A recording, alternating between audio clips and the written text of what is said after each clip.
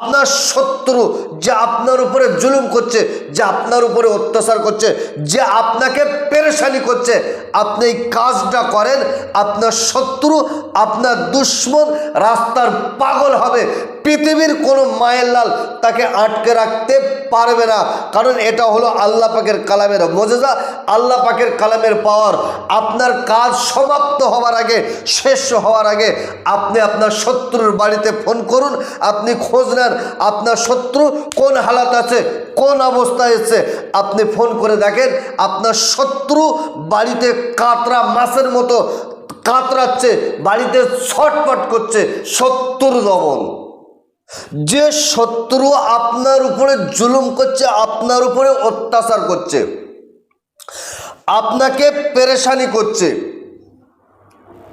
আপনি অধৈর্য হয়ে যাচ্ছেন, আপনি ধৈর্যের সীমা অতিক্রম করেছেন, আপনি আর সহ্য করতে পারছেন না, সেই ক্ষেত্রে আমি আপনাকে বলবো আপনি এই কাজটা করুন। এই কাজটা করার জন্য আপনাকে আমি অনুমতি দেব। আপনার যে শত্রু তার উপরে আপনি কাজটা যদি করতে পারেন, কাজ সমাপ্ত হওয়ার আগে আপনি আপনার শত্রুর বাড়িতে ফোন করে খোঁজ নেন, আপনার শত্রু যে আপনার উপর জুলুম করছে কেমন হালত আছে, কি অবস্থায় আছে। আপনার কাজ সমাপ্ত হওয়ার আগে আপনার শত্রু রাস্তার পাগল হবে, সে রাস্তায় রাস্তায় ঘুরবে। আপনার শত্রু তার ভাইকে চিনতে পারবে না, আপনার শত্রু তার বোনকে চিনতে পারবে না, আপনার শত্রু তার আব্বা মাকে চিনতে পারবে না।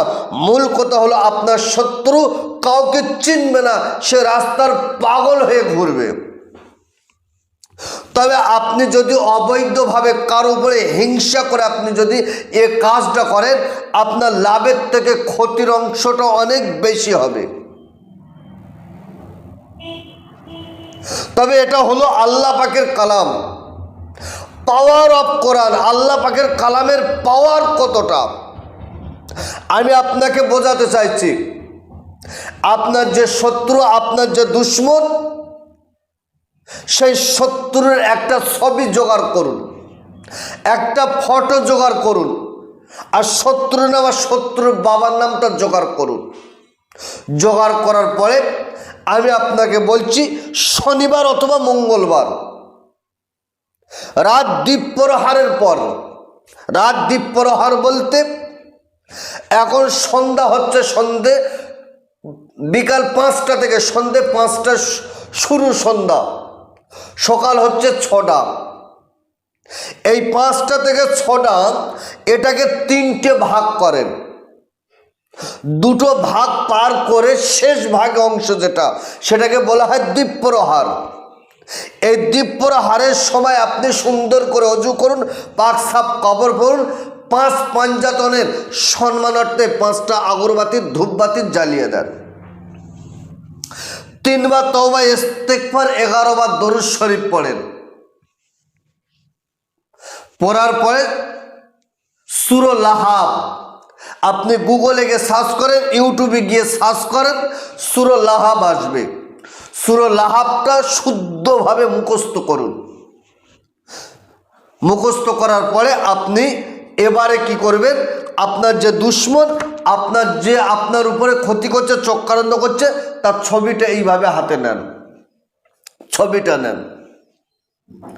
ছবিটা নেওয়ার পরে বিসমিল্লাহির রহমানির রহিম, তাব্বাত ইয়াদা আবি লাহাবিন ওয়া তাব, মা আগনা আনহু মালুহু ওয়া মা কাসাব, সায়াসলা নারান যাতাল হামিম আমরাতু হাম্মালাতাল হাতাব ফি জিদিহা হাবলুম মিন মাসাদ।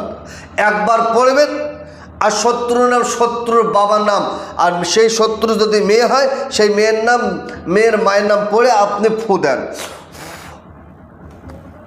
ফু দেওয়ার পরে আপনি কতবার পড়বেন সূরা লাহাব? মাত্র 313 বার। 313 বার পড়ে 313 বার ফু দেন। সমাপ্ত করলেন, কয়েকবার দরুদ শরীফ পড়ার পরে এটাকে নিয়ে আপনি আগুনে জ্বালিয়ে দেন, পুড়িয়ে দেন। আপনার যে শত্রু, যে আপনার যে দুশ্মন, সে আগুনে জ্বলবে, আর আপনি তার বাড়িতে ফোন করেন। শত্রুর হালটা আপনি জিজ্ঞাসা করেন, ছটপট করবে, কাতলা মাছের মতো বাড়িতে কাতরাতে থাকবে। এটা হলো আল্লাহ পাকের কালামের পাওয়ার, এটা হলো আল্লাহ পাকের কালামের মুজিজা। কথা সবাই বলতে পারে, কাজ করে দেখাতে হবে। আমি আপনাকে বলছি, আপনি আমার চেম্বারে আসেন, এসে বসে থেকে কাজ করেন। এমন এমন তান্ত্রিক কবিরাজ গুণীর আছে, চেম্বার নাই, তাদের লেকচার অনেক বড়। বর্তমান সময় যে যত লেকচার, যে যত ডায়লগ দিতে পারে, তবে সাধারণ মানুষকে নিয়ে ছিনিমিনি খেলার একটা রাস্তা তৈরি হয়েছে।